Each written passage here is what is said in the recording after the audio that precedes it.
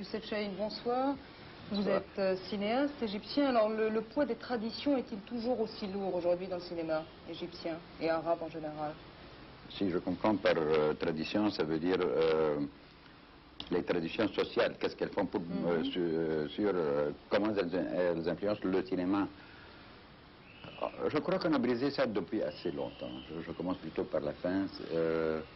Oui, il y avait les traditions qu'on prenait de nous-mêmes. Ça dit qu'est-ce que avant le film égyptien, c'était le film arabe ou français qui parlait arabe, c'est tout. Ça dit on copiait. Il y a eu cette tradition pendant très longtemps, qui a continué. Mais de tout temps, il y a eu un cinéma très égyptien. Et ça a commencé il y a assez longtemps, il y a presque 40 ans. Et qui petit à petit se libérait de toutes les censures, de toutes les... Et je dois avouer que politiquement, on nous a laissé faire beaucoup de choses. Sur le point de vue sensualité et tout ça, on s'arrange assez bien. Quelques disputes à la censure, parce que vous êtes... Et le scénario est censuré au commencement. Vous n'avez pas besoin de le tourner, vous le présentez à la censure ou un autre. Mais il voit le film à la fin aussi. Alors il y a vraiment un compte à faire là que tu ne peux pas passer n'importe quoi. C'est une lutte que vous avez menée pendant 20 ans ou 30 ans pour essayer de battre les barrages de la censure et de passer au travers. Et oui, parce qu'il y a eu, comme d'habitude chez nous, on comprend le mot censure assez mal.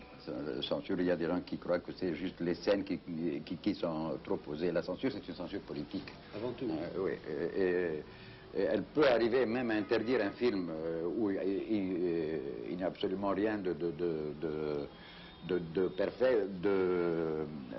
pervers, mais il arrête plus tôt, il interdise parce que c'est un film politique ou bien qui dit quelque chose qu'ils n'ont pas envie d'entendre. Et c'est là alors où on se dit bien où est la censure quand il y a un tas de cochonneries qui passent tout le temps.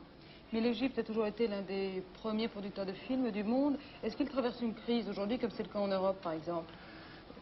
La crise qui à la base a été les pirateries de cassettes, parce que ici il n'y a absolument aucune raison pour qu'il y ait une crise. La demande augmente chaque année dans les pays arabes.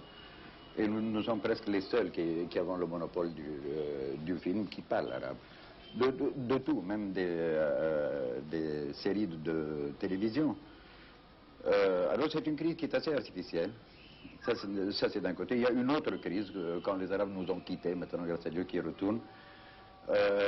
Quand ils nous ont quittés, alors, ils se permettaient absolument tout. Je ne peux pas signer un contrat avec toi, alors à moins que tu me coupes à moitié et à quart, alors on n'arrivait plus à couvrir le coût du film.